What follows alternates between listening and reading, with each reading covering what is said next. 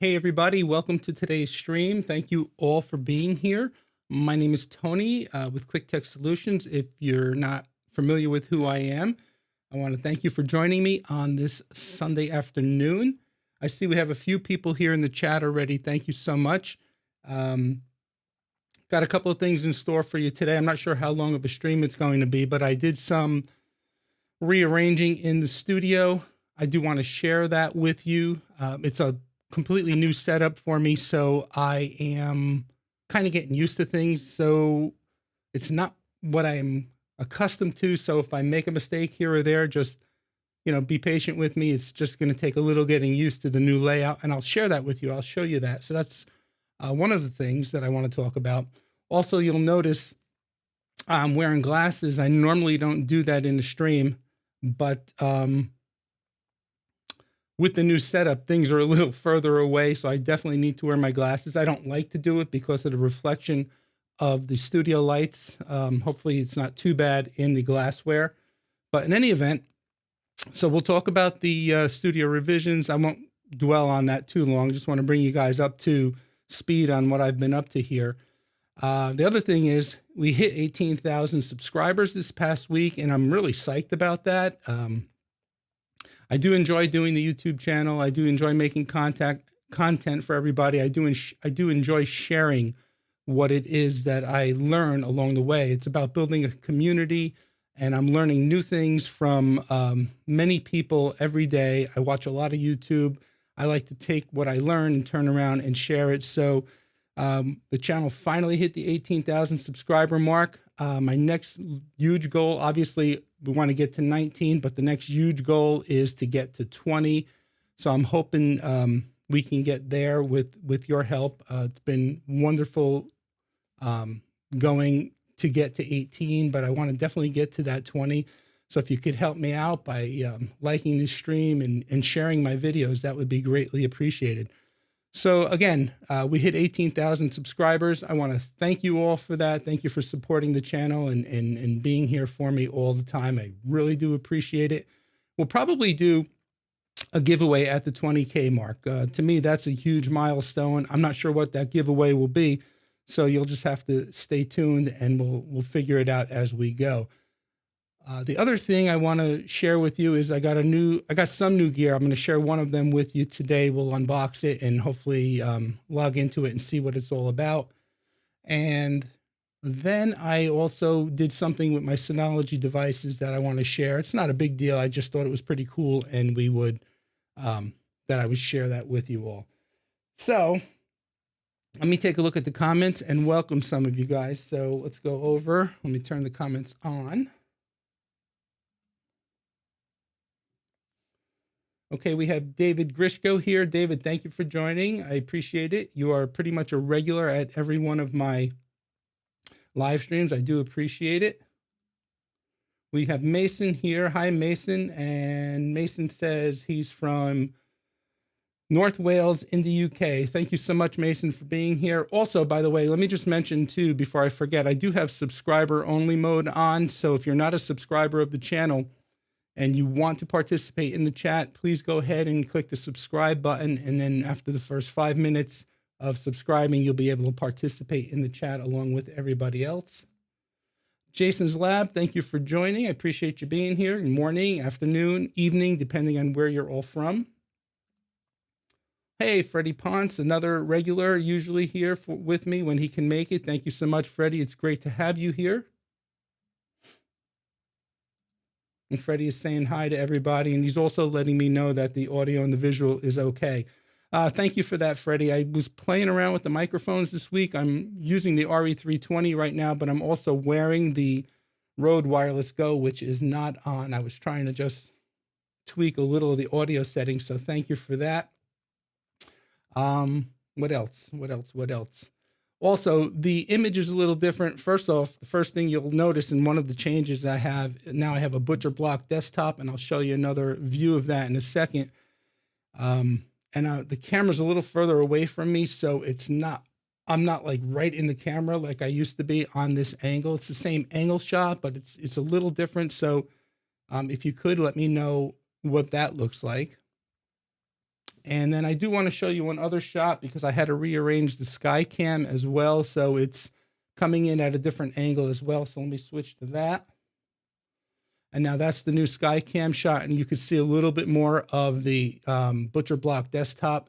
I just needed something in this area here to have more space for doing unboxings and setups and things like that. So hopefully this view is okay. It's not quite different from the original sky cam. It's just over a little bit more on an angle.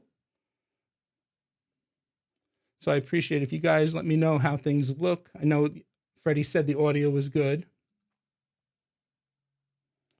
And then Jeremy is here from Michigan. Hello, Jeremy with Practical IT. Great stream this morning, by the way, Jeremy. I thoroughly enjoyed it. Love your content. Jason says, I like the position of the camera. It's perfect. I appreciate that, Jason, so much. And by the way, I will share links to all of the YouTubers that join me. I will share links to their channels here in this stream. Speaking of another YouTuber, there's TVJ. Hello, TVJ. Thank you for being here. Speaking about sharing links, let me do that now as we go. TVJ, are you doing a stream tomorrow night? Let me know because I will promote it here in the stream. Okay, so let me grab the first link. So the first link I have here, and drop it in the chat, is from Jason's Lab. Jason's a YouTuber that I have been following as of late. Let me just drop this in there for you.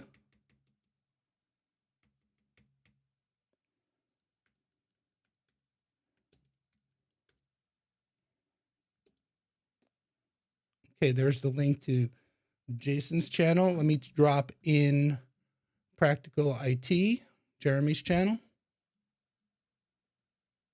I'm doing it now for two reasons. One, so I don't forget at the end of the stream, and also two, that I don't leave anybody out, because sometimes going back and checking what creators were here, I have the risk of missing people. So let me put them in as they show up.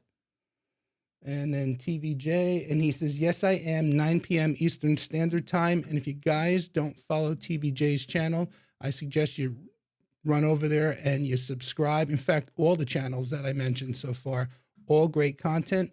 TVJ kind of focuses more on the television broadcast area. So it's really cool stuff. I think, if I'm not mistaken, you were talking, TVJ, about doing a part 2 to your trailer build, talking a little bit more about the design. So let me know if that's accurate.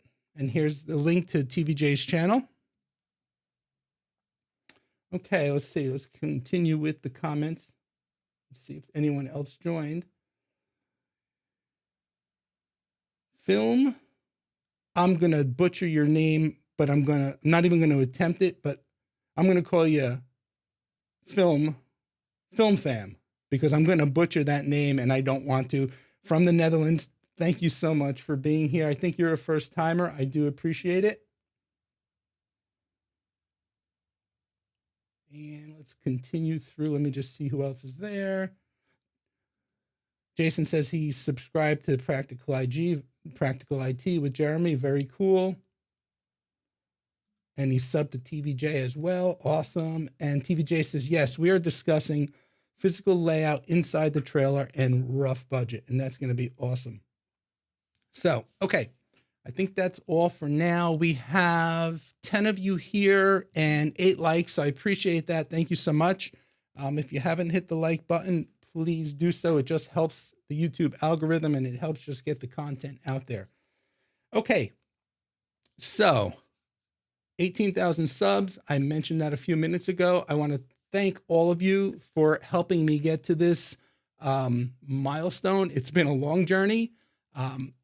It's been a fun journey, but it's been a long journey. I go back and I look at some of my earlier videos from the way back in the beginning to maybe 2 years in to 4 years into now, and I could actually see the changes in the video, the production changes, just getting more things like getting more comfortable in front of the camera. I read a lot about that and then watched a lot of videos from Sean Cannell and guys like that saying, you know, getting comfortable on camera is one of the biggest things. And you guys out there who make videos or making videos know all about that. So it's a constant evolution. And I thank all of you for sticking in there with me. And I hope to keep improving on not only the content, the production, the audio, but just everything as a whole and continuing to grow the channel. So 18,000 subs. Thank you so much. Help me get to 20 by hitting that like button and sharing my content. Much appreciated. Okay, so let's talk about, I'm just getting back to my notes here for a second. All right, so talking about how I reconfigured the studio, I'm going to show you this now, and then you'll actually get a clear shot of it. So let me switch over to the Rode Wireless Go because I'm going to have to get up. And before I get up and show you the shot from mid-room, just let me know how this sounds. Again, this is another one of those things I was playing with the audio on. It's not going to sound like the RE320, but let me just know if it's, you know, good enough for doing a quick walk around shot. And while I'm waiting for a reply, I'll go ahead and I'll bring up the wireless cam. And hopefully this will work.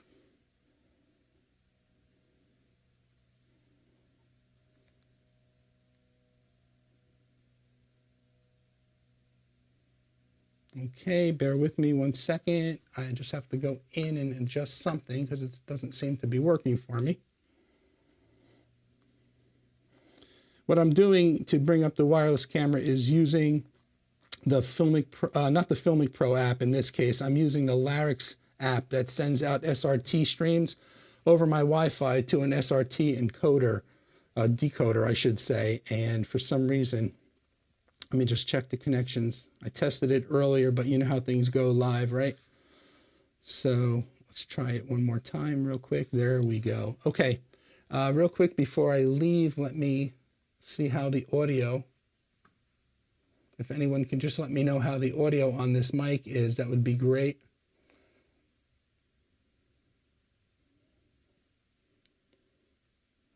Okay, I'm not seeing anybody commenting on this audio. Hopefully you can hear it. Let me just make sure there's audio coming through to the YouTube. All right, check 1, 2. Yep, it's showing audio on the audio meters. Okay, so let me switch. Audio is fine, Mason says. Thank you. Jason says audio is clear. Thank you, guys. Let me switch over to camera. Which one is it? 3. And there you go. Sorry if it's a little jittery. I'm just holding my iPhone right now. All right, so I'm standing kind of midway back, and you're looking at a shot of where I sit. Okay, so you can see my key light, my fill light. The glass desk on the left has been there, and it's got that rack that I built that I transferred over to the desktop rack recently. But the new addition is that butcher block desk, and it's a 74 inch by 39 inch. It's a lot deeper than the other desk. The other desk was only 28 inches in depth. So it gives me much more room. As I move a little closer, I just want to show you the frame is made out of galvanized pipe and gas piping. And it was welded together for me by a good friend of mine who took that part of the job for me and made the legs for this desk. You can see I have a large work area now. I have the iPad over to the left, to the right. To the left, I'm just using a monitor as an extended display for comments and bringing websites and the computer screen on the live program of the stream. There's a stream deck right there. On the top of the monitor, I have a little 7-inch multi-view. On the top of this audio studio monitor, I have a little 7-inch multi-view monitor, and that's, believe it or not, that's being held up there with the 3M hard plastic fastener strips, and it's doing a great job. It's perfect. there's my main camera. And then the new addition to the studio is that one of the new additions is that 49-inch curved Samsung monitor. And right behind it, let me see if I could show you, is the new Mac M1 Studio. So that's what I'm getting used to. So everything is a bit further away from where I'm sitting. So I actually need my glasses. You know, old age is a sucky thing, but you know what? Got to deal with it. And so that's what's going on here in the studio as far as the changes. So like I said, I'm getting used to it. So again, if I flub up something, just bear with me. But you can see what I like about the new monitor is I can monitor my ATEM switcher on the left. I can monitor the YouTube stream while we're going. Then I have my notes on the right. So it just gives me a lot more versatility. So I hope you don't mind that I shared that with you.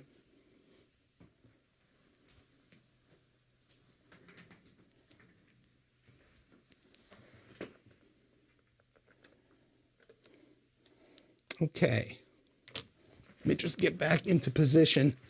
I do want to apologize if I don't seem as up as I usually am and excited. I am very excited to do this stream. Let me switch microphones. I've just been laid up for the last 2 weeks with some severe back issues. I pulled a muscle in my lower back 14 days ago.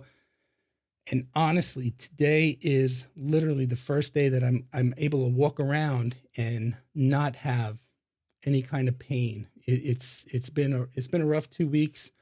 The last 2 to 3 days, I've been feeling a little bit better, so I was able to come up and kind of put the studio stuff together very gingerly. You know, not bending over too quickly. I don't know how I heard it, but I did, and you know, it is what it is. So I am coming off a long 2 weeks of some pain and discomfort. So, but I did want to get up here and do a stream because I enjoy doing this and sharing things with you. So anyway, that said, let me go back to the comments and see what is going on here.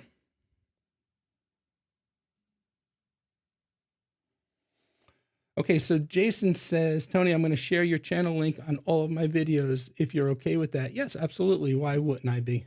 Thank you so much, Jason. I appreciate that. Audio is clear. Mason says audio is fine. Unky Joe is here. Unky Joe in the house. Unky Joe, I enjoyed your stream yesterday too. Let me copy the link to your channel. Unky Joe, if you aren't a follower of Unky Joe's channel, he does some really cool stuff. Especially, I love the day in the life videos. So yeah, let me get a link to Unky Joe's channel real quick. Hold on. I just got to go out and get it. Bear with me, folks. Like I said, I want to support all my fellow creators while I remember and not forget anybody. There we go. There's Unky Joe's channel. Unky Joe, you're coming up on that 11,000 subscriber mark. That's awesome. Okay, let me put Unky Joe's channel in the chat.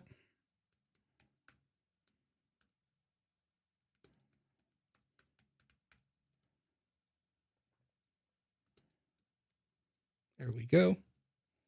All right, so guys, check out Unky Joe's channel. Let's see who else is here. Unky Joe says, love the setup. Thank you so much. And same goes for you. I love what you've done in your studio as well. I love the new camera angles and the flexibility that gives you what you did as well. So kudos out to you, buddy. Jason says, how's the Mac Studio working for this setup? It's actually working really well. It's not going to stay in the position where I showed it to you there. Like, again, this is kind of a temporary / permanent setup. And what I mean by that is I want to take that Mac Studio and the Focusrite audio interface that's on top of it, and I want to mount it underneath the butcher block. I want to kind of mount a shelf underneath there and put those 2 items on a shelf so they're right there, within easy reach for me. So that's coming. I'm going to do that. And then let me see if I switch to this other view. Well, you're not going to be able to see it, but right straight in front of me there is that 49-inch curved monitor. Right up above it, I'm going to stack another 32-inch curved monitor on an arm, a desktop arm. So that'll take the place of this guy that I'm using right here. This is just a cheap little portable monitor that I picked up on eBay for like 150 bucks, but it's doing the job. But for doing live streams and doing my recordings, I don't want this to be what I bring to the stream, and it's also how I record my content onto the SD card. So I want to have the bigger monitor up top. So those will be two changes that are coming, and I'll probably just post pictures of those online as it happens. Thank you very much, Mason. Mason says he loves the setup. It's a very nice desk. Yes, I do appreciate it, and I'm loving it so far. Again, like I said, I got to get used to everything because everything was just so much closer, including the camera. And I used to be like right on the camera like this. And I never liked that, but I really couldn't do much about it. So I'm much happier with this camera angle and the height that I'm in the shot and everything. So yeah. Uncle Joe says, watching from the living room, chatting from the phone. Very cool. Well, I appreciate you being here, Uncle Joe. TVJ is thanking Jason for the new sub. Awesome. No problem. We'll watch some content after the stream. That's very cool. Check out his live stream tomorrow night. TVJ is going to do a part 2 to the stream he did last week where he was talking about building a broadcast trailer, and tomorrow night he's going to talk more about the design. So be there 9 o'clock Eastern Standard Time if you guys are available. Uncle Joe says, I feel your pain. I feel your pain. I have been in. Oh, wow. You've been ill today. Oh, I'm sorry to hear that, buddy. Well, thank you for being here. If you're not feeling well, I do appreciate that. And I hope you get better soon. TVJ says, I've been in TV for 18 years and I'm not comfortable in front of the camera yet. However, I've only been in front of the camera for a year now. Yep. And that's doing your YouTube stuff, correct? I hope I don't butcher your name. I want to say thank you for being here from southeast of Sweden, Renewed. Well, anyway, again, I apologize big time if I butchered that, but thank you for being here. I do appreciate it, and welcome to the channel. Jason says, I loved your ranting about the chicken. That was epic.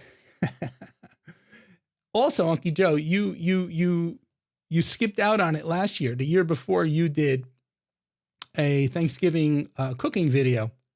Are you planning on doing that again this year? Let me know.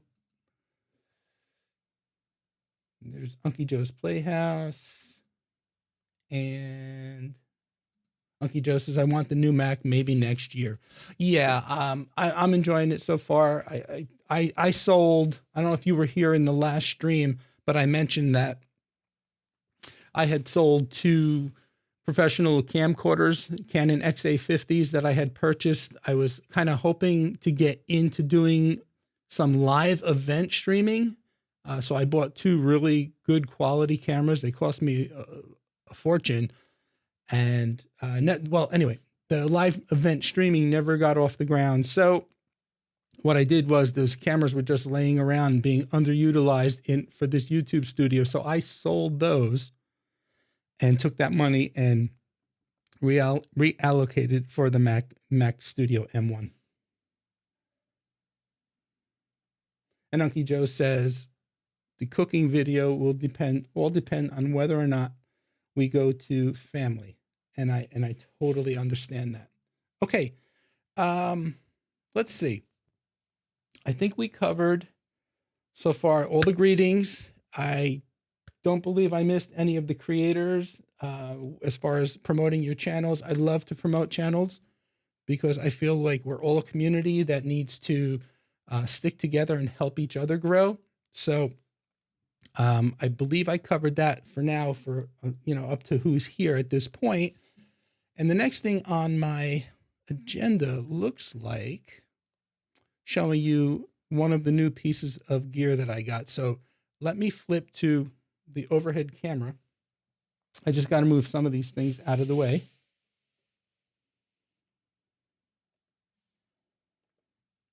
Okay, so hopefully you can see that I have a nice big area here now. So the first thing I want to show you, well, not the first thing, but the one thing that I did want to show you was this new Grandstream wireless router.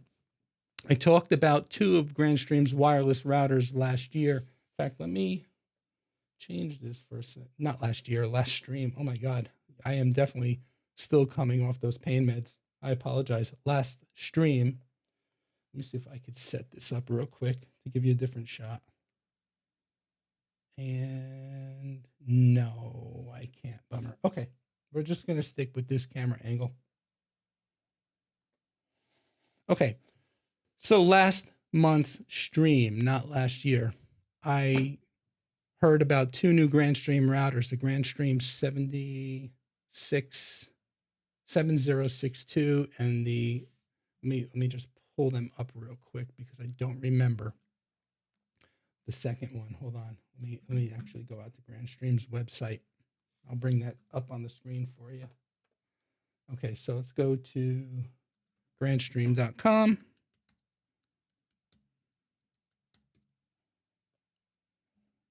And here we go. Yep, we'll accept. That's fine. Products, networking solutions, and routers. Okay, so last month's stream, I almost said last year again. Last month's stream, I showed you these two devices. So this is the 7602, GWN 7602, and this is the GWN 7, what did I say? GWN 7062. Boy, got to get it together here today. And this is the GWN 7052. So I want to show you this one today, the 7062. I actually did receive it from Grandstream. I requested it. I actually requested this one too, and they did send it. But that one has not arrived yet, but I did get this one here. So we looked at the specs last week. We'll come back to this for a second because I first just want to open up the box live. Okay, so now we're back here. So here it is. This is the 7062. I think you guys can all see this, right? I have not opened this yet. I'm doing this live with you guys, so I'm seeing this for the first time. So that this is a quick install guide. And I am going to reference this because I'm not familiar with the Grandstream networking products, just their APs. I just want to reference that at least to see how to possibly connect to it. And here it is. Well, this is the router itself. Comes in plastic, and this little tag dropped out. And this is the MAC address and the Wi-Fi password. So I'm probably going to need that. So I'll put that off to the side. And this is it. So here you go. That's my hand size. And you can see the size of the router. So it's got a pretty nice form factor to it. I do like it a lot. It's got, I don't want to say a matte finish, but it doesn't have a super shiny finish. It's like somewhere in between. It stands probably about, I'm going to say from top to bottom, it looks like it stands about a good solid 8 inches. Let me pull the protective label off. There we go. Let's just take a look at this physical device. It looks like it's about, as far as side to side, maybe 3.5 inches this way and this way. Down the front, you have your display. It says LAN 1, LAN 2, LAN 3, LAN 4/WAN. Okay, so it looks like I mentioned last month, looks like the fourth port can be either LAN or WAN configured, then WAN. You're probably not seeing all this. I'll show it better to you on the back. But then here's the actual Grandstream branding at the bottom. Nothing on the sides. On the bottom of the unit, you have your information tag and then your plug right in here to power up the device. There is a sync button right next to that port. And then to the right of that right here, where my finger is, there is a reset button. So looking at the back of the unit, you have USB 3 port. I believe, I did do a little reading up on this. I believe the USB port can be used for file storage, similar to the Synology device, the RT6600AX. I just did a recent video on that 2 weeks ago, and the USB port on that. I actually showed in that video how to use that device as a file server. I'm assuming that the same thing can be done with this, since they said it could be used for files, for a file storage device. Then we have LAN 1, LAN 2, LAN 3. You can see LAN 4 is green, and it says LAN 4/WAN. So this could probably be configurable for either LAN or WAN. And then the blue port is your WAN port. I believe they're all 1 gig ports. We'll go look at the specs in a second again real quick. And there's all venting here. And that's pretty much it. So it's a nice looking device. I do want to plug it in and connect to it and take you guys through a look at the interface. I have not seen that. I am familiar with the Grandstream access points. I'm assuming and I'm hoping, fingers crossed, that the UI is very similar to one that I am familiar with, but we'll take a look. We'll find out. And then the other thing in the box, let me just move that over here. Let's see, is the power adapter. And the power adapter is, hold on one second, got to switch glasses.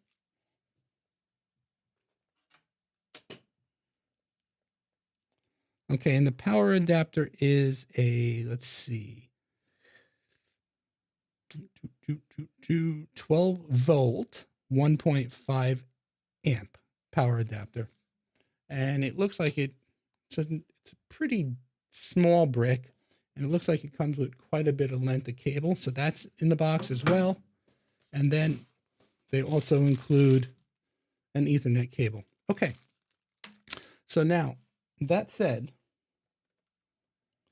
what I want to do is just take the time to get up, plug this into a power outlet, and then see once it boots up if we can connect to the Wi-Fi and take a look at the, great. Hold on one second. Okay, ooh, that didn't feel too good bending for them. I want to take a look at the interface with you, but before we do so, and then maybe we could take a look also at the specs again. But before we do so, I want to go back to the comments and see if there's anything else before we proceed. And let's see. So Mason says, sorry, I have to go. I will try and stay longer on the next live stream. Thanks. No, I appreciate you being here, Mason. We all have to do what we got to do. Thank you so much for coming in and saying hello and spending some time with us on this Sunday afternoon. Appreciate it. Jason's Lab says, I like how Grandstream prints the MAC and serial number for you to save for later. And yep, and for inventory. Absolutely agreed. Waldick, thank you for being here. I wish you 1 million subs. Yeah, well, I don't know about 1 million subs, but eventually I'd like to hit that 20K mark. But thank you, Waldick. Thanks for joining us today. Jason's Lab says, will the USB do printer server as well? We're going to find that. I'm going to find that out as I do more testing. Maybe it'll say it in the specs, but we'll let you know one way or another. I'm curious, and Practical IT wants to know the same. He's curious about the printer server as well. Again, guys, I have not opened this before receiving it, so we're going about this little journey together. That said, what I want to do at this point is just get this guy plugged in. I got to just find an outlet for this. So give me a couple of seconds to do that. Let me just bring up a graphic video so you're just not staring at something blank while I'm doing that. So give me 1 second. I'll be right back.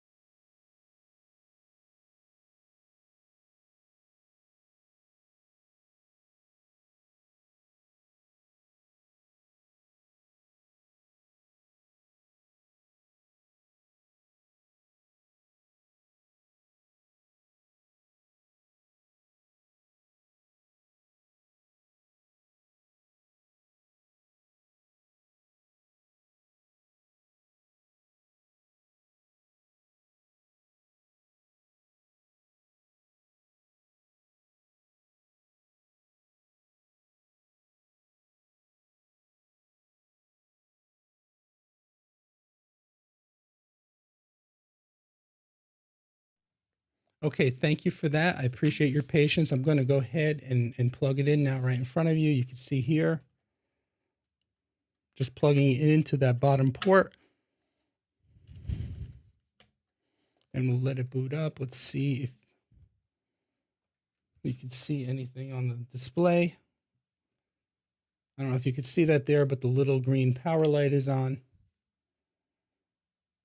And I don't think much else is going to light up because I'm going to connect to it over Wi-Fi. I think once it fully boots, we should see the little Wi-Fi logo show up.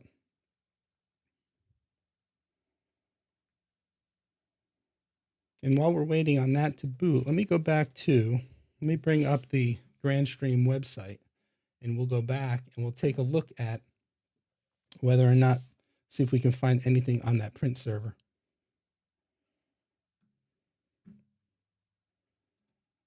There we go. Okay, so let's go into GWN 7062. Let's go into the product sheet. I don't know if you guys are going to be able to see this product sheet too greatly. So let me see if I can bump that up a little bit.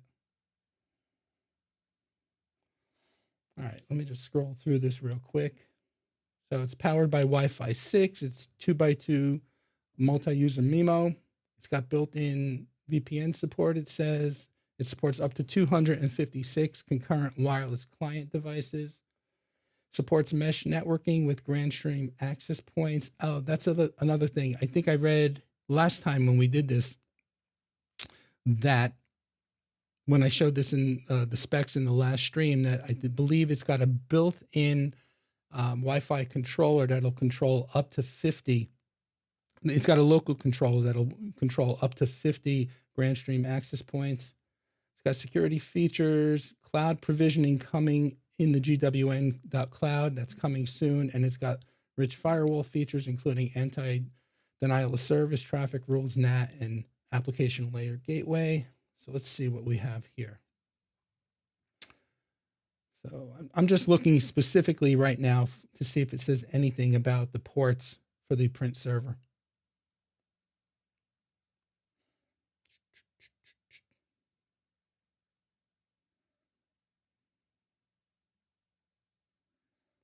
Yeah, let's see. I'm not seeing anything there. Does it say anything here? I'm just glancing this over quickly.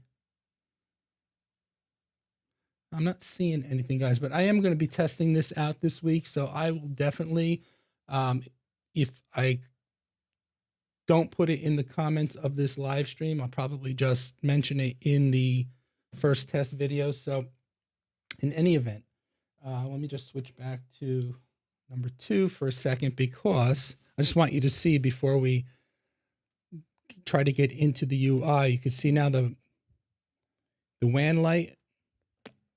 Wait, hold on 1 second. I'm reading this upside down. Okay.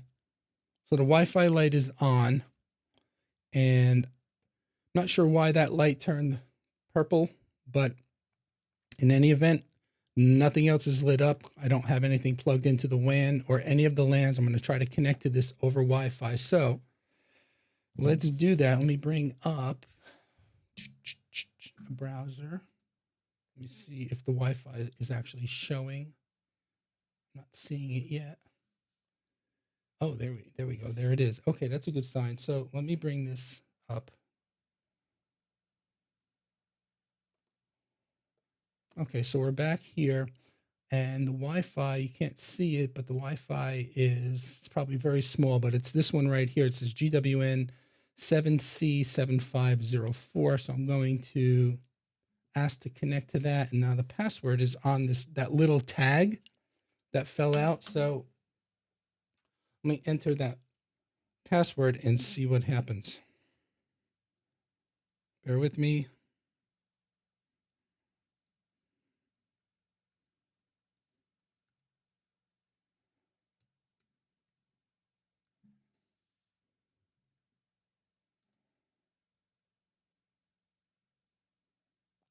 Okay, it looks like it's trying to connect. And it looks like it did connect. I got a solid signal up here. So let's see. Yep, we are connected to the GWN built-in Wi-Fi. Now, to get to it, I got to just grab that user manual because I don't want to assume that the IP address is 192.168.1.1. I'll be right back.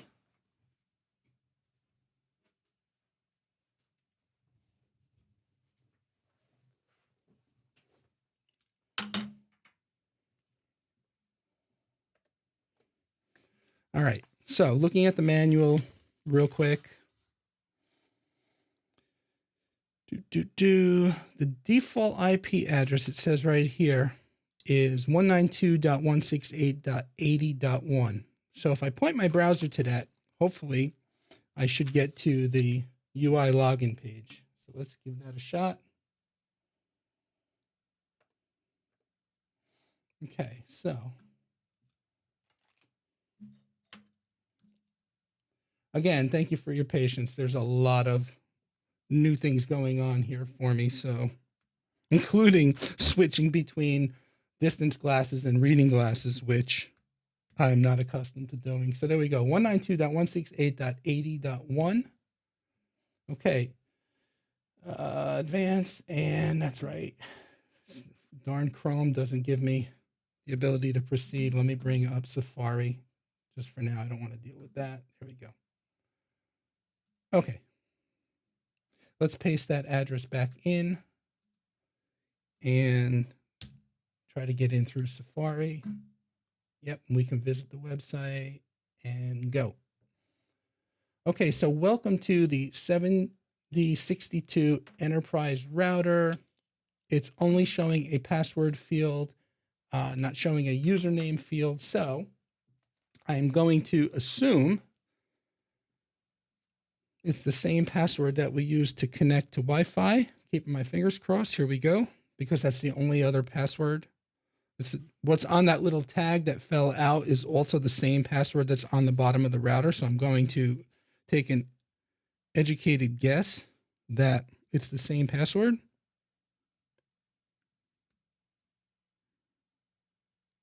Doing this with one hand, trying to read that little tag. So bear with me. There we go. Okay, so it looks like that was the password. And now we're being prompted to set a new password. So for now, and I know, Jeremy, you just covered this in your stream about using the suggested strong passwords. And what did I say? I do that most of the time, and I use 2FA and yada, yada, yada. But for right now, for the purpose of this video, I'm not going to use that. And Jeremy's probably laughing right now because I just want to make this simple. And I'm going to put something in that's easy for me to remember. And then I'm going to probably wipe this router out after the stream. So, okay. Yep, it says medium, but it's good enough to get us in. We're going to go ahead and we are going to save. Would you like to save this password? Not now.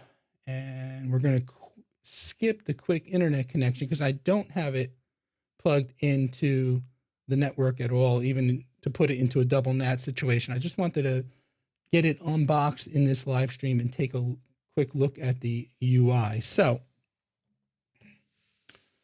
I do see some similarity in the UI, which is good. This is what I was hoping for. It does look similar to the GrandStream APs, but not exact. Here we're on the actual, I guess this would be considered the dashboard. And you can see here, it's telling me that there's no internet connection to the router, which obviously I don't have anything plugged in, and it's giving me some emergency alerts about not being able to connect. Again, made that disclaimer.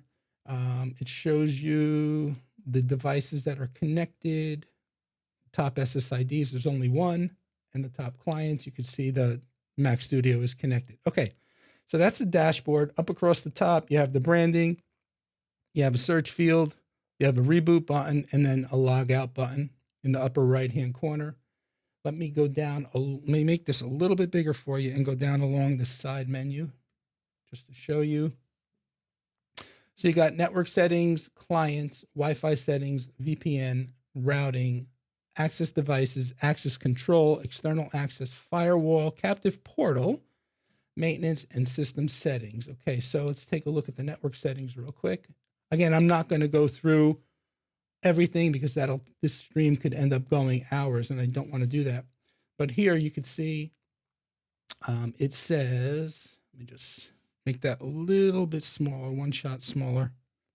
Okay, so across the top, we have our IP version 4, version 6 settings, and WAN port settings. And you can see here WAN 1 is set to obtain an address automatically, so you can actually enter a manual static IP, PPPoE, L2TP, or PPTP. So you can set your WAN connection type.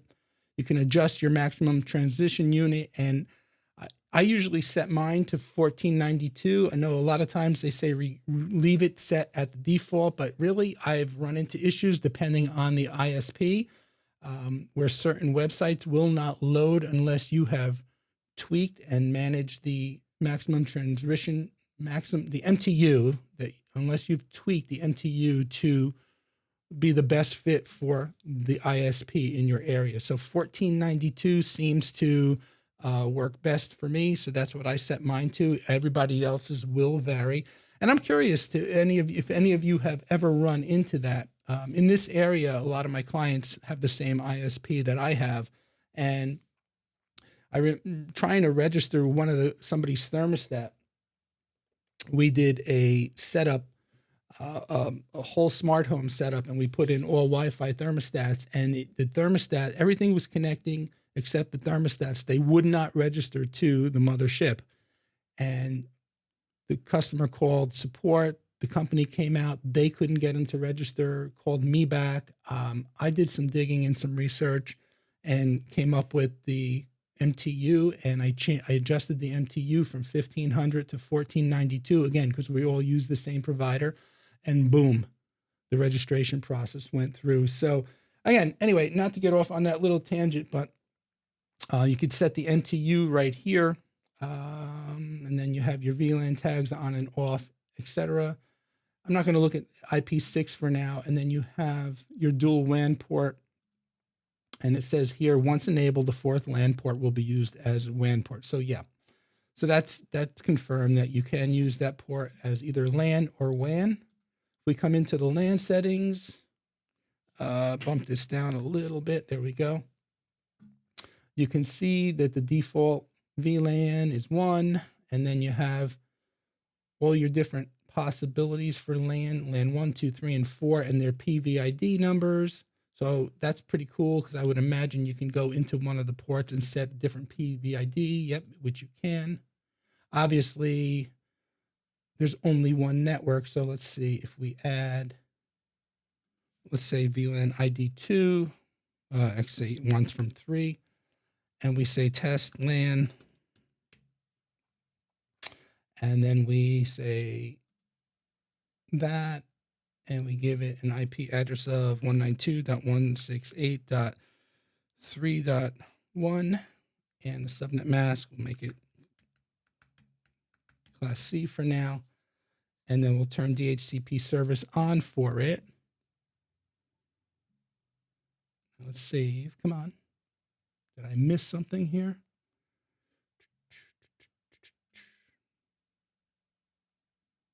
Let's see. Does that make a difference? No. No response. Okay, let's try that one more time. Let's see. Let's go in. We'll add. Make that 3. I'm not going to dwell on it if it doesn't work, but let's see. That. There.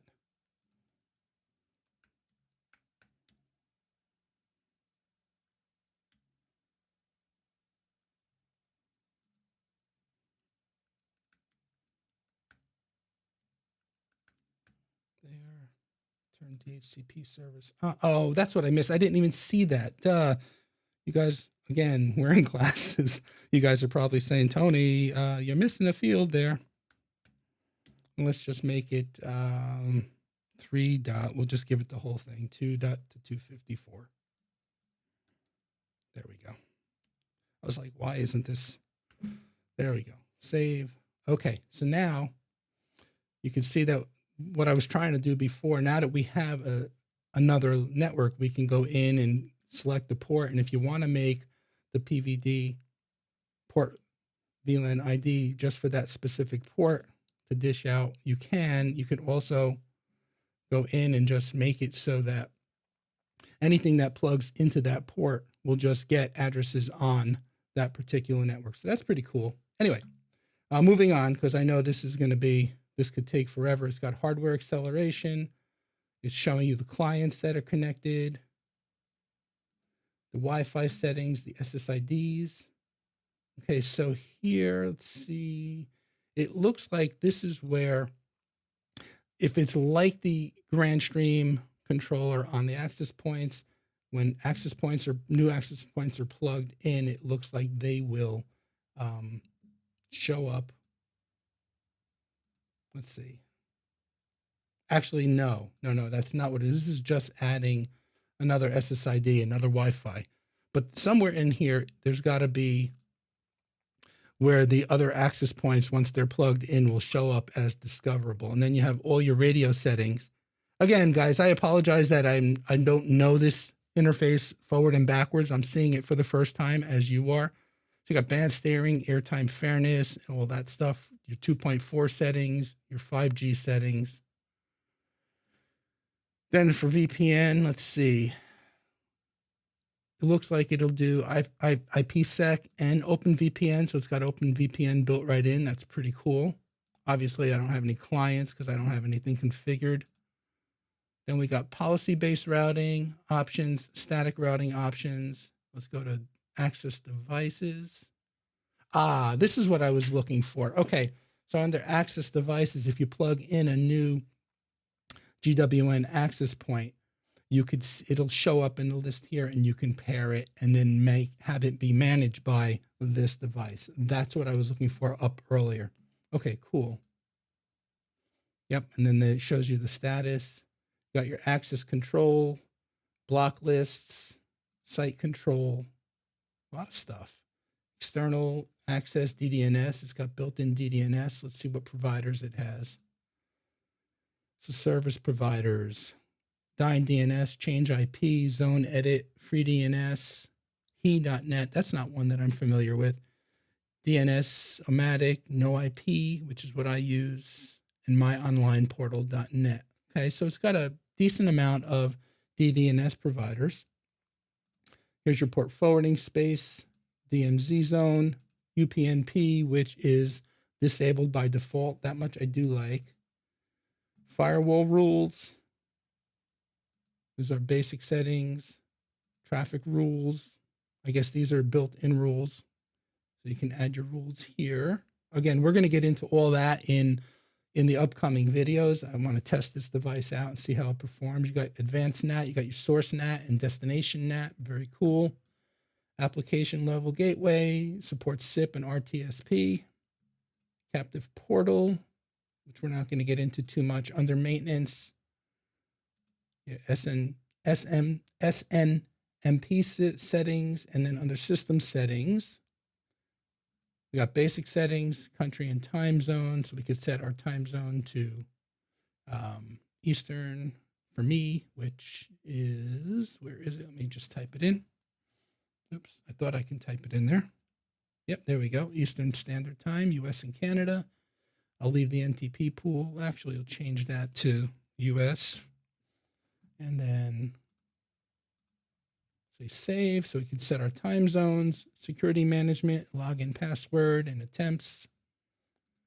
I guess the scheduling is for Wi-Fi access or internet access. I'm not sure. Again, I'm going to have to play with that.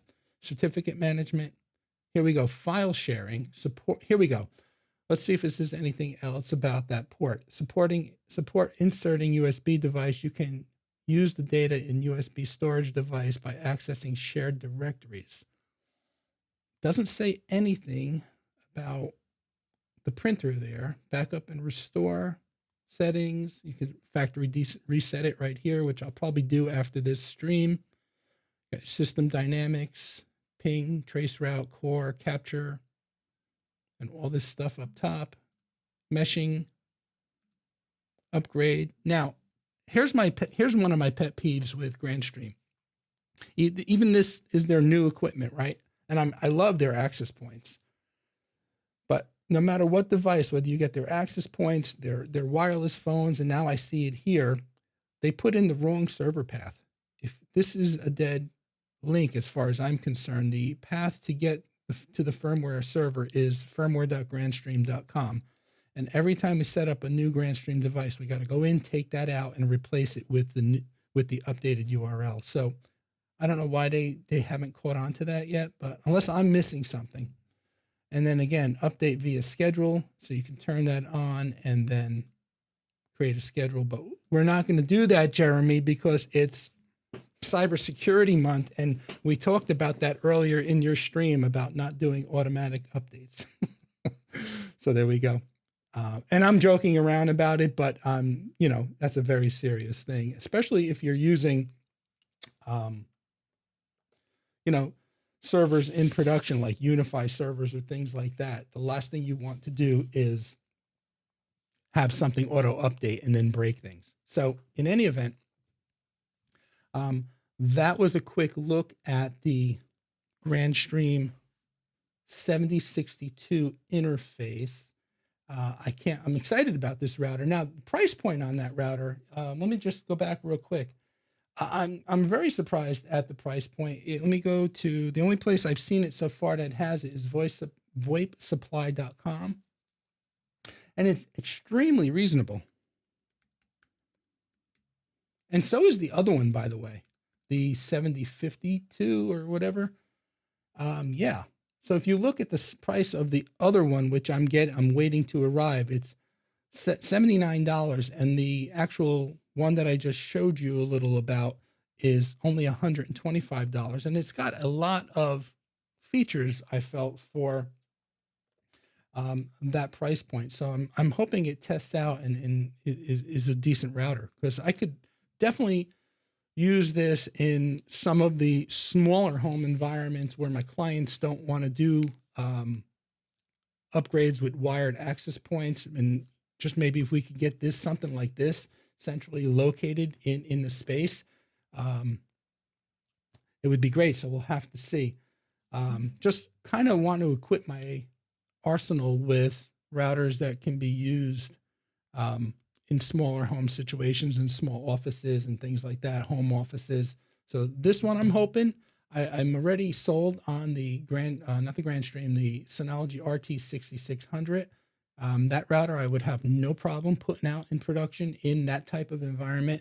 And I'm hoping maybe this one can be as well, because again, price point wise, that 6600 is $300, I think. And this is what, 125. So it's always good to have our options in the arsenal. Okay, enough blabbing. Let me go back to the comments and see what people are saying or not saying. Let's go. Let me go back in. Let's see. So Jason says, I need to do a few videos on the GrandStream goodies that I have too. Okay, Jason, I'm not going to ask you to disclose them. I don't know if you want to keep them a secret or not, but I'm looking forward to seeing them. Jeremy says, I admit I don't always take my own advice for live streams or demos. Do as I say, not as I do. Exactly. No, you know, especially being cybersecurity month and stuff. And you brought out a lot of good points this morning about using two-factor authentication, having multiple authentication apps, using the YubiKey and the Trust Key and things like that, not doing auto updates. That was all fabulous information. And I reinforce that. I reiterate what you said in your stream. But for things like this, where you know you're going to blow the device away at the end of the live stream, you just want to get in there easy and not make it too complex. But yeah, no, I'm with you, man. The dashboard is pretty clean and well laid out. Yeah, Jason, I agree. It reminds me of their access point UI, not 100%, but obviously different device, different features, right? So yeah, I do like it though. It's pretty easy to navigate. Unky Joe's saying hi to TVJ. TVJ says, remember when I tried to do a complicated password in a live stream and then locked myself out? I enlisted the video. I think I do remember that, Jay. I think I do. Was that your very first live stream when you were trying to do the Rivendell piece, the original Rivendell live stream? Unky Joe says, clean interface. Yes, I agree. He says, I like that OpenVPN is built in, looks very functional. Does it do multiple external IPs? I didn't see that ability in our walkthrough, Unky Joe, right now. But again, I'm going to be hopefully testing this out over the next couple of weeks. I'm going to say for $125, I'm going to go out on a limb and say probably not. But I will be doing a lot of testing on this device and let you know. Jason Lab says, I wonder how easy it is to have these units talk to themselves over a VPN, 27062s linked together. That would be interesting. If you end up having one, Jason, I'll throw this out to you. If you end up having one of these devices or getting one of these devices and want to test that out, we'll set up a VPN between our locations and try it. Let me know what you think of that. TVJ says, CentOS did an update one time that broke my radio station. I believe it. And TVJ says, yes, it was his first Rivendell live stream. So, Jason says, I'll message Brian and see if he can send me one. Then we can test the VPN together. That sounds perfect. Would love to do a collaboration with you. Sure, no problem. And then I can learn something in the process as well. All right, so I think we're all caught up on the chat. We're going for an hour and 7 minutes. I'm not even sure how many people are still here. Oh, we got 8 people still here. 8 people, 16 likes, so I'll take that. I guess people are in and out, in and out. I have a question for you YouTubers that do live streams. I noticed yesterday, and it's still happening today. When I was after I put everything together, let me get the comments off the screen. When I was putting everything together yesterday and Friday, I wanted to obviously make sure the live stream aspect of things was working as expected. So I scheduled a private stream to go through the motions. And I noticed, I noticed that the YouTube studio preview is blurry. Yet, and then I got concerned. Then I was like, oh my God. And then my multi-view, which is right up in front of me on that audio monitor, is crystal clear. So I wasn't sure. It seemed like the signal coming out of the ATEM over the HDMI was crystal clear, but it seemed like what was being streamed from the encoder to YouTube, at least the YouTube preview, was blurry. And it's blurry right now as it was yesterday. However, I went to the actual YouTube stream and pulled the live stream up on YouTube, and it was crystal clear. So I'm assuming that that's the case today. Otherwise, I'm sure many of you would have said to me, I'm out of focus or I'm blurry. So my question to you YouTubers that have done recent live streams, like within the last couple of days, are you finding the same thing where the preview in the YouTube studio on the desktop is blurry? Because I've never seen that before. Yesterday was the first time, and it's doing it again today. It says I have an excellent connection. I have gig symmetrical internet. Nothing else is really happening on my network right now. So as long as the stream looks good, I'm not too worried about it. Okay.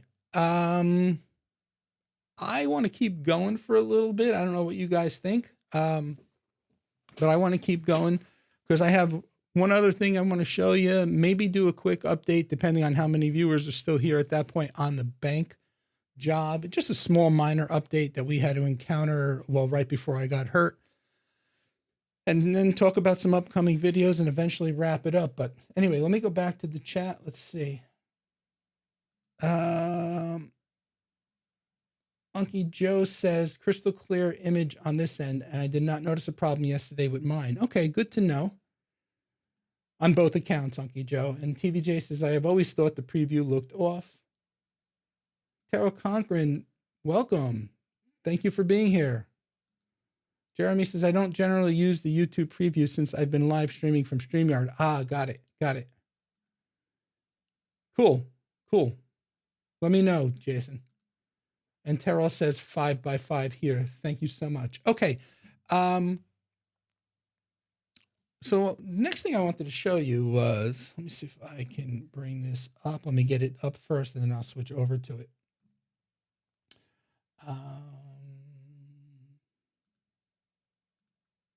Okay. And then let me bring it up in a super source real quick.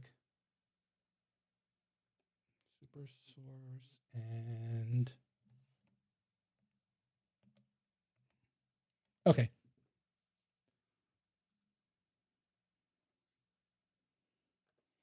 Okay, you should be seeing a super source layout now. And the first thing you're looking at is a sign-in to my home Synology, my DS216+2. So what I did was a while back, I set up the DS216+2 to integrate with the CyberPower UPS that I have in the rack, so that basically when we lose power, the NAS will be protected from, shutting down unexpectedly. The drives would get unmounted, etc. You guys are techies, you know the deal. What I did this week was I played with setting up the UPS server on the DS216+2. So what do I mean by that? Well, you have the ability, if you have all your NAS devices. I have multiple NAS devices. Let me back up and preface that. So what I wanted to do was have all three devices protected by the UPS and go in standby mode, unmounted devices, etc. And I kept seeing that UPS option there in the hardware screen, and I wondered what it was about. So I explored it a little bit this week because I had time on my hands being injured. And in any event, I ended up setting it up so that the DS216+2 can be a UPS server. So the 216+2 will get its commands from over USB because it's directly connected with a USB cable to the UPS. But the other two, the DS920 and the DS1621 Plus, will get its commands to go into standby mode and unmount the drives, etc., over the network. So I got that set up this week. I just wanted to show you that. I thought that was pretty cool. I do have a link to the document that I used to, read through it. And I'll put a link to that in the chat when I'm done with this little, it's not really a demo because I already have it set up, but I just wanted to show it to you. So let's do that. And where is my, I'm sure my YubiKey is all the way back there. Okay. I'm going to have to do that 2 more times because the other 2 devices also are set up on the YubiKey. So my apologies. But anyway, let's go into the control panel. And let's go into hardware and power. And let me make this bigger. That's another reason why I want to get rid of this little portable monitor and get that other 32-inch curved up above so that the resolution will be better as well. Okay, so under the control panel, let me just show you how I got here again. So under control panel, under hardware and power, under the general tab, you have to make sure that you have under power recovery, restart automatically when power supply issue is fixed. So that's the first step, and apply it. And then under the UPS tab, you enable UPS support from the USB UPS type. You want to make sure it says USB UPS because this is the device that's physically getting connected to the UPS via the USB cable. So what I did is instead of letting it run till battery low, I just customized the time to go into standby mode after 5 minutes. I know it's not good to let the nickel acid or lithium acid batteries run down completely. So instead of having the disk station wait until the UPS actually is starting to run out of battery, which is not good for the UPS, right? Instead of making the device wait until then to unmount the drives, I just set a customized time of 5 minutes. And then I have this option here. It says shut down UPS when the system enters standby mode. Now, the thing about this is it says the UPS off function varies by brand and model. So I also have a link to that document as well that lists all the compatible UPS devices that are compatible with Synology and this feature. Okay, so just that alone, before enabling the network UPS server, the DS216+2 is now protected and will go into standby mode and unmount the devices in the event of a power failure after 5 minutes. If you look at the device information, you can see here that it's just giving you the model, that the status is connected, and that we have 1920 seconds. What does that break down to, like 30 minutes worth of battery time? Let's see, 1920 divided by 60. It says roughly 32. So I'm assuming 32, 30, realistically maybe 25. In reality, I'm not sure. But anyway, you could see that the DS216+2 now has a connection via USB to the UPS. Now, when you enable this option here, enable network UPS server, click on, this becomes available to you. Click on permitted disk station devices, and you can see I have the 2 IP addresses in here. This is the 1621 plus, and this one here is the DS920 plus. So you enter the address of the other devices on the network and click OK. But you're not done yet. You still have to go into those client devices and configure them. So once you have this set up all here, you go in and you hit apply, and it saves the changes on the main disk station, which is acting as the actual UPS server. Okay, that said, let's switch over to the DS1621 plus. Oops, if I can spell my name right. Again.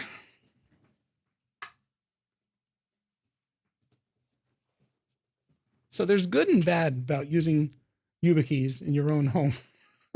This is one of the cons when you're trying to do a demonstration. Okay, so now I'm on the DS216, the DS1621 plus. We're going to go into the same control panel. We're going to come down to hardware and power, just like we did before. We want to make sure we have restart automatically when power supply is fixed, just like we did on the host. Now when we come up under UPS, we're going to enable, I should make this bigger. There we go. It's a little better. We're going to enable USB UPS support, but this time the UPS type is going to be Synology UPS server, not USB UPS. Okay, so there's the difference right there. So we want it to say UPS server. Again, I customized the time to 5 minutes. And now here I enter the IP address of the DS216+2. That's the host or the master disk station, so that the 1621 plus is pointed there. And after you go ahead and apply everything, if I look at the device information now, it says that it's connected. Battery's 100% charged. And it's interesting here. It says estimated battery time is 1770. So that's interesting how it fluctuated. But it is definitely connected over IP now to the UPS. So that's really cool. I'm not going to take your time and show you that the DS920 is done, because it's the same thing I just showed you on the 1621 Plus. You do all the same things on the DS920, and it is connected. And then you have all of your Synology NAS devices protected by the UPS. Now, a couple of key things to note. Obviously, when you plug them into the UPS, you want them plugged into not only surge, but surge and battery, so that obviously they stay up and running in a battery outlet. But you want to make sure that they're all plugged into the same UPS, as well as the switch that's going to be communicating the commands to those other NAS devices over the network. Because if the switch isn't in the same UPS and the switch goes down, well, then those other two devices obviously are dead in the water, right? So anyway, I just thought that was cool. It was so simple to configure, and I thought it would be worth sharing in the live stream. So in any event, yeah. What do you think of that? Are any of you guys doing anything like this with your Synology NAS devices?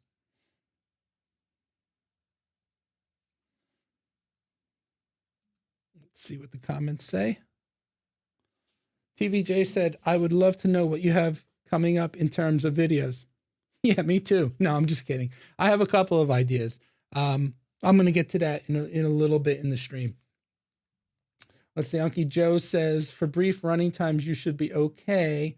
Only beware this UPS is a modified sine wave unit, and you should use a pure sine wave to protect your electronic devices from harm. They are more expensive and can be hard to find. Interesting. Good to know. Thank you for sharing that, Unky Joe. Appreciate that. Okay. Any other comments? I don't see any. Shut the comments off the screen. There we go. All right. We have 4 people here, 16 likes. I was going to do a quick update on the bank, but maybe I'll just skip that and get to the upcoming videos at this point. So let's see. Just want to make sure I didn't miss anybody. Nope, we're all caught up on the chat. Jason says 17 likes, actually. Well, thank you, Jason. I appreciate that. Thumbs up to Jason, and thumbs up to all of you, not only for liking this live stream, but also, again, I want to thank you all for helping me get to 18,000 subscribers. Remember, we need to get to 20, and I'll do a giveaway. Maybe I'll give away a router or a switch. We'll see. I'll make it a substantial giveaway, but I got to get to 20K first. Okay. And I'm sorry if I keep adjusting myself on the chair. I'm actually sitting on a couple of pillows because of my back situation. So I appreciate your patience with that. All right, so we'll skip the bank photos. I'll just tell you real quick what we did there. They ordered new furniture, different furniture from what they originally expected to order, and they never took into consideration the fact that they originally had furniture ordered that was not flush up against the wall. They changed to flushed up against the wall furniture, and they never took into consideration 2 things. One, the Ethernet jacks on the wall, the outlets. 2, the AC plugs, the power outlets. So they never took either one of those things into consideration. And when we got there, to finish up a couple of things, the director of IT was freaking because nothing was able, they couldn't hook anything up. So again, this wasn't my fault. It's that when they changed their furniture style, they opted not to think about that. Actually, you know what? I'm going to show you this stuff. So hold on. You'll get a better idea of what I'm talking about. It's not going to take that long. All right. So I'll go back to SuperSource. There we go. Okay, so this is the furniture that they ended up getting. And if you can see here along the two walls, it's flush up against the walls. Well, guess where the Ethernet ports are and the power ports are? Under the desk in these areas right here. They wanted the furniture flush. They didn't want the option of leaving it a little off the wall because they said it defeated the purpose of having furniture that's designed to be flushed up against the wall. What can we do? So first off, the electrical part is not my problem, right? But since we came up with a solution for them, we did the same thing for the electrical. So here's what we did. Here's what we did. Beautiful, expensive furniture. We had to do 5 rooms like this. I ended up cutting, and of course I had to get them to approve it.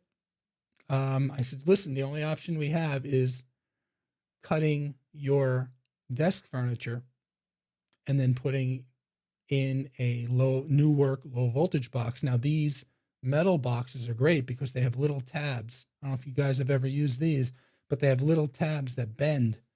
They're meant for over sheetrock, but they worked well in this situation, although the desk was a little bit thicker than an actual piece of sheetrock. And then what we did was this allowed us to flush the desk right up against the wall. And then I found these covers in Home Depot, believe it or not. They're split in half so that you can actually put the bottom half on, plug in all your ports, and then snap the top one in place and then screw it in. And it worked really well. The IT director for the bank was so happy about it, that we were able to retrofit a quick solution for him because, he asked us if we would do the same cutouts in the areas for the electrical outlets and then, pass the extension power cord through, through here, basically into the wall outlet. So basically we exposed the wall outlet with the plate, just like we did the Ethernet ports here. And he was very thankful. He wanted to know, do they make, some kind of recessed jack, recessed, where you can recess the Ethernet port. But that really wouldn't have helped him because still flushing the desk up against the wall, he would have had no way of, like in this situation, he wanted to be able to drop the cables down behind the desk and into a recessed outlet in the wall, just so that the desk could be full, but you still had to leave it off a little bit to get the cable down there. So, and by the way, I haven't found anything like what he was describing. I did search, nothing. So if you guys know of anything like that, let me know. But that's what we did. And again, he asked us to do it for the electrical as well. And, it worked out. We got him up and running. So, yeah. Okay. Let's see. Jason said, pictures mean 1,000 words. Yeah, I thought I would skip the segment, but honestly, once I got explaining it and I realized I had the pictures, I might as well just show you. It'll make more sense. I am starting a newsroom remodel. I think we are planning number 4 or 5, and we start demo on the 20. I think we are plan number 4 or 5. I got you. And we start demo on the 24th. Well, keep in mind, if you're going to put flush desks up against the wall, Jay, make sure you take that into account when whoever is responsible for ordering furniture. You mean like clock plug, but for keystones? Yeah, I guess so. I'm not really quite sure what clock plug is, Jason. So anyway, thanks for sharing and solving the issue. Yeah, I mean, it works. The guy I was working with is an electrician. He's an electrician. And, he said we couldn't, let me just quick go back to one of those pictures for a second. I just want to explain. Where is it? Oh, I shut it. Hold on. Give me 1 sec. Okay. This one right here. I'm just going to bring this up on the screen real quick. Okay. All right, so this photo right here, the guy from the bank had asked if we can just pull the outlet, the actual electrical outlet take the faceplate off the wall, pull the outlet forward, and then use one of these metal boxes. By the way, these metal boxes are great, and they're very inexpensive. Home Depot has them. I'm sure Lowe's does as well. He wanted to know if we could actually mount the electrical outlet, like pull it through and mount it to the actual desk without having to use that faceplate to pass the cord through. And the electrician was like, absolutely not. That's against code. And if you ever want to move the desks, then what? Right. So we ended up doing exactly the same thing. Just picture this being an electrical outlet. Again, I'm not an electrician, so I'm not sure on code, but he does a lot of work in this area. And he said doing this for the electrical outlet and just putting the pass-through faceplate on and passing the plug through, the pass-through into the wall outlet was perfectly fine by code. So I was like, okay. So anyway, that's that. All right. Let's see. Unky Joe says recessed plugs, right? A clock plus is a recessed plug. Oh, that you can hang. Oh, okay. So I just got done saying I'm not an electrician. That's cool. Let me look that up real quick. I don't know how many, Google. Yeah, there you go. Let me do that real quick. Hold on. I'm sure you guys know it because you're telling me, but let me go to here. Clock plug.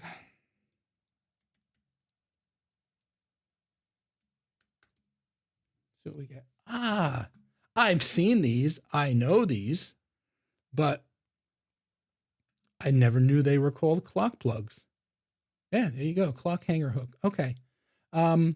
Here's the problem with using this, because I was looking for something originally for Keystone as well, but this still wouldn't have allowed them to push the desks flush up against the wall, because how would they have gotten the cables down to the plug without cutting inside, right? So, and then if you did what we did was by doing modifications to the actual furniture, well, then there's no need for this, because what we did exposed the plugs, right? So now I see, I never heard them called clock plugs. So thank you guys. Appreciate that. Oh, I'm not showing it, but there it is. Okay. Duh. Yeah, I'm getting tired now. It's an hour and a half into the stream. So yeah. So anyway, like I was saying, doing this with the furniture flushed up against the wall, there would have been no access to put the power cord in. So without cutting into the desk. So doing what we did kind of worked. But anyway, thank you so much. Now I know what a clock plug is. Awesome. Okay, let's see. How we doing here? Jason says you can get the Keystone plugs that are recessed too. Look for recessed Keystone plates. Yes, I will do that, Jason. I couldn't find any when I looked, but maybe I wasn't looking in the right spots. But anyway, so are they called clock Keystone plugs? No, I'm just kidding. Just kidding. I think that's cool, but I just never heard that term. Okay, I'm not alone. Thank you, TVJ. Appreciate it. But anyway, all right. So I think I'm all caught up on the chat. Thank you guys for sticking around. Let me see. We're at 7. We were back up from 6 before, back up to 10. Again, I guess it fluctuates. Okay, so I'm a little disappointed Joe's not here, Jay, because I definitely surpassed his stream his time requirements, and he's not even here to see it. I'm only kidding, Joe. I know you'd be here if you could have been. And I hope you're doing well, buddy. Okay. Upcoming videos. Well, I'm going to have a couple of videos on this for sure. I'm going to do a couple of videos on the 7052 when that arrives, the Grand Stream 1752, which is the other wireless router. I will probably, I still have this guy. It's kind of nice. I could do unboxings now in this setup without having to actually flip to the overhead camera. I could even flip to this shot here. Very cool. So I have options now. All right. So I have this guy, which is the 7660. This is the Wi-Fi 6 Grand Stream access point, which I still have to do a video on, a couple of videos. What I'll probably do is do, you know, the first look and setup of this. Then I might do pairing with this and this, showing how this manages this. So, you know, a couple of ideas for upcoming videos. I still have to do video on, I still want to do a video. I've started to map out on the RT6600AX safe features, the parental controls and all that, and some of the options. That should be a longer video. So I'm actually taking my time with planning that one out because I want to do that one justice. I just don't want to do it haphazardly. Not like I approach my other videos with doing them haphazardly. I don't, but I just want to make sure I cover that one well. So there's a lot there. But anyway, let's go back to the comments real quick. And Jason says, I have to jet. Wife wants to go for coffee. Tony, I'll give you an email or call later. We can chat. Awesome, Jason. Thank you so much for being here. Let me know if Brian sends you this, this guy right here, and we can maybe do a collab on testing out the VPN between the two. Thank you for coming today, Jason. I appreciate it. Okay, so TVJ, there's a couple of my upcoming videos, and I'm sure there's more. I get ideas all the time, and what I really need to do, I used to write them all down. Now I'm like, well, I'll remember, and guess what? I don't remember. So, but there's a list of my upcoming videos. What I want to do is, for those of you who care, I just want to drop in the chat the links to the Synology setting up the UPS server. Okay, so let me just drop this one.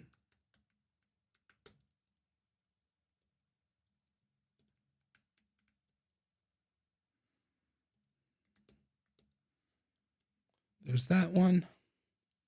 And then the other one is for the list of compatible UPS devices compatible with Synology.